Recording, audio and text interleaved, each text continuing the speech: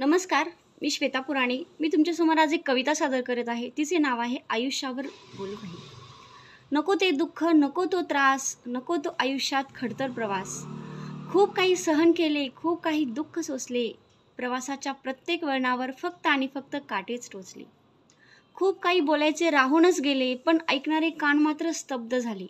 चूक काय, बरोबर काय, हे कधी कळलेच नाही. नको नकोसे हळवे कातर, पण बोलणे मात्र संपलेच नाही.